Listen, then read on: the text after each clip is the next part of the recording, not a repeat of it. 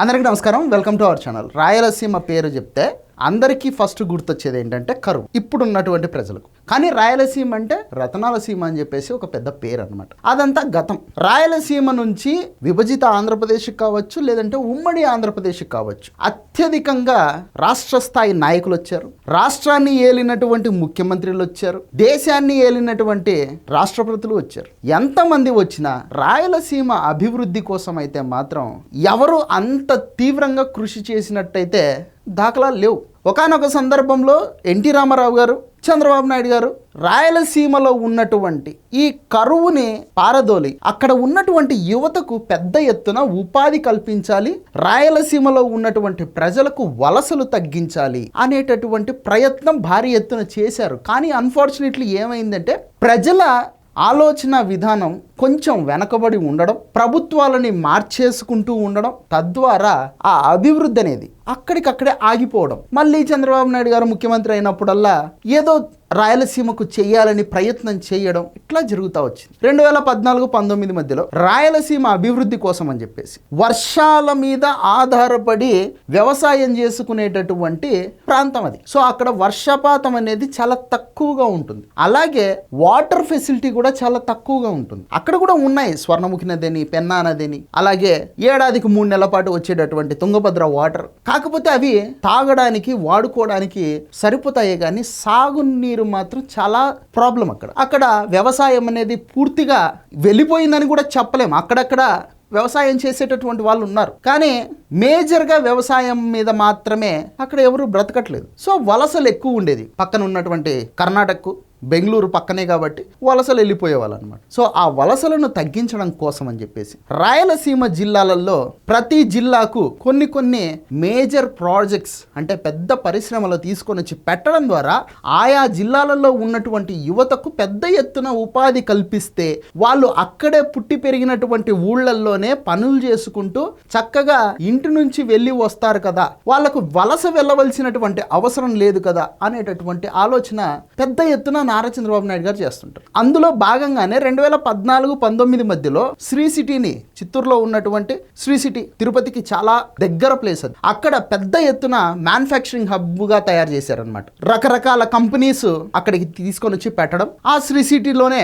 మనకు సెల్కాన్ మొబైల్స్ తయారైతాయి, మనం వాడుతున్నటువంటి ఎంఐ ఫోన్లు తయారవుతున్నాయి, హీరో మోటార్స్ కూడా అక్కడనే తయారవుతుంది. సో ఇట్లా మ్యానుఫ్యాక్చరింగ్ హబ్గా శ్రీ సిటీని డెవలప్ చేశారు. ఇక సోలార్ పవర్కి సంబంధించి కర్నూలు జిల్లాని, అనంతపూర్ జిల్లాని డెవలప్ చేయడం జరిగిందనమాట. సోలార్ ప్లాంట్లు పెద్ద ఎత్తున ఈ 2 జిల్లాలలో ఏర్పాటు చేశారు నారా చంద్రబాబు నాయుడు గారు. అంతేకాకుండా ఇక ప్రపంచవ్యాప్తంగా ఎక్కడ ఏ ఊళ్ళో కియా అనేటటువంటి 3 అక్షరాల బండి కనపడినా తెలుగువాడి ఛాతి గర్వంగా ఉప్పొంగుతుంది. ఎస్, ఇది మా పెనుగొండలో తయారైనటువంటి కారు అని. సో అంత పెద్ద కియా మోటార్స్ని తీసుకొని వచ్చి అనంతపూర్ జిల్లాలో పెట్టిన, ఇలా ప్రతి జిల్లాకు న్యాయం చేస్తూ ప్రతి జిల్లాలో ఉండే యువతకు పరిశ్రమలు తీసుకొని వచ్చి పెద్ద ఎత్తున ఉపాధి కల్పిస్తూ ఆయన తనకి ప్రజలు ఇచ్చినటువంటి ఆ 5 సంవత్సరాలని ఉపయోగించుకోవడం జరిగింది. కానీ ప్రత్యర్థుల యొక్క కళ్ళబొల్లి కబుర్లు జనాలు నమ్మి 2019లో ఆయన్ని ఓడించడం జరిగింది.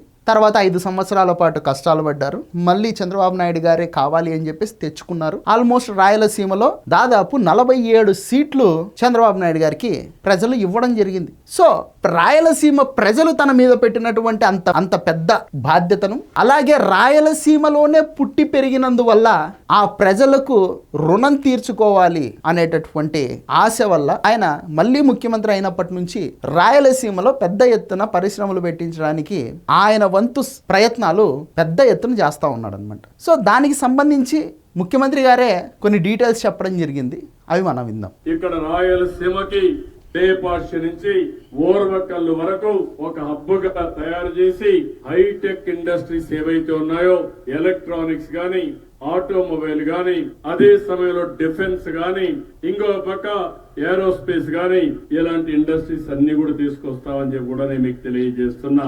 ఇవన్నీ తీసుకొచ్చి ఈ ప్రాంతాన్ని అభివృద్ధి చేస్తున్నాయి. ఈ రోజు ఇండస్ట్రీస్ కూడా మీరు చూస్తే ఎప్పుడు రాని విధంగా 76 ప్రాజెక్టులు, 4,95,796 కోట్ల రూపాయలు పెట్టుబడులు వాళ్ళందరూ కూడా ఆమోదం చెప్పారు. దీనివల్ల 4,51,000 మందికి ఉద్యోగాలు వచ్చే పరిస్థితి వస్తుంది. మన పిల్లలకు ఉద్యోగాలు వస్తాయి. నాణ్యమైనటువంటి ఎక్కువ ఆదాయం వచ్చే ఉద్యోగాలు దీంతో వచ్చే అవకాశం వస్తుందని చెప్పి కూడా నేను మీకు తెలియజేస్తున్నా. ఇలాంటివన్నీ సాధించడానికి నేను ఇక్కడికి వచ్చాను. ఇక్కడికి వచ్చినప్పుడు చూస్తే సోలార్ పవర్ ప్రాజెక్టులు, టాటా పవర్ రెన్యూవబుల్ ఎనర్జీ 400 మెగావాట్లు, 350 మందికి ఉద్యోగాలు వస్తాయి. ఇవి కాకుండా ఎన్టీపీసీ రెన్యూవబుల్ ఎనర్జీ కూడా 900 మెగావాట్లు, 800 మందికి ఉద్యోగాలు వస్తాయి. ఇంకో పక్కన చూస్తే విండ్ పవర్ అయితే గ్రీన్ కో గాని, ఇండస్ట్రియల్ గాని, ఎకరాన్ గాని, ఏబిసి అన్ని కూడా చూస్తే 2248 మెగావాట్లు వస్తాయి. పంప్డ్ ఎనర్జీ మొత్తం గ్రీన్ కో ఇవన్నీ కూడా వచ్చినప్పుడు 1680, 1050 ఉద్యోగాలు వస్తాయి. ఇండస్ట్రీస్ అన్ని జయరాజ్ ఇస్పాస్ అయితే ఈ 2000 కోట్లు కాకుండా ఇంకా 3000 కోట్ల రూపాయలతో ఎక్స్పాన్షన్ చేయడానికి సిద్ధంగా ఉన్నారు. వాళ్ళకి కావలసిన నీళ్లు, రైల్వే ట్రాక్ కావాలన్నారు. ఓర్వ కళ్ళకి రైల్వే ట్రాక్ కూడా తీసుకొచ్చే బాధ్యత ఈ ప్రభుత్వాన్ని, నీళ్లు తీసుకొచ్చే బాధ్యత ఈ ప్రభుత్వాన్ని. అది కూడా చేస్తాం. ఇంకో పక్కన వేరియస్ ప్రాజెక్ట్స్ మీరు చూసినప్పుడు అనేక ప్రాజెక్టులు వచ్చే అవకాశం ఉంది. అవన్నీ కూడా తీసుకొస్తాం. సో విన్నారు కదండి ముఖ్యమంత్రి గారు చెప్తున్న దాంట్లో ప్రధానంగా దాదాపు 73 ప్రాజెక్టులు కన్ఫర్మ్ అయితే అందులో 33 ప్రాజెక్టులు రాయలసీమకు వచ్చేటటువంటి పరిస్థితి. అంటే దాదాపు 40% ప్రాజెక్టులు.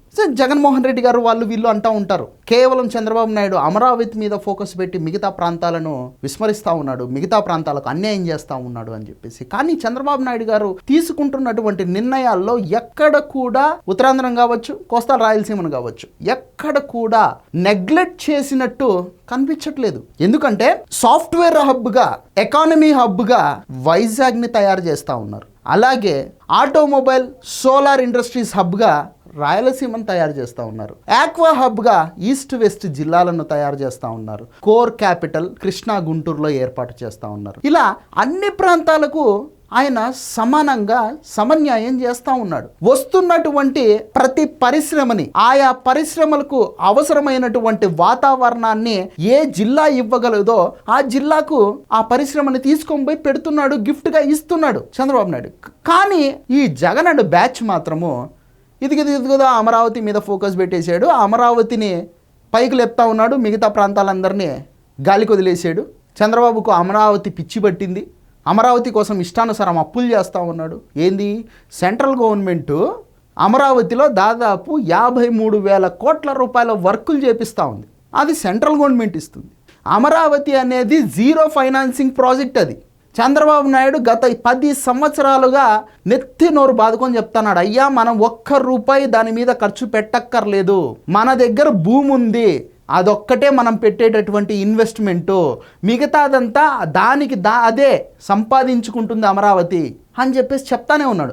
కానీ ఈ కోడి బుర్రలు వైసీపీ వాళ్ళవి మాత్రం వాటిని యాక్సెప్ట్ చెయ్యవు. వాళ్ళకి ఎంతసేపు అమరావతి చావాలి, అమరావతి చచ్చిపోవాలి, అమరావతి బతకూడదు. ఎందుకంటే వైజాగ్లో వేల సంఖ్యలో ఎకరాలు దోసుకున్నారనమాట ఈ వైసీపీ వాళ్ళు.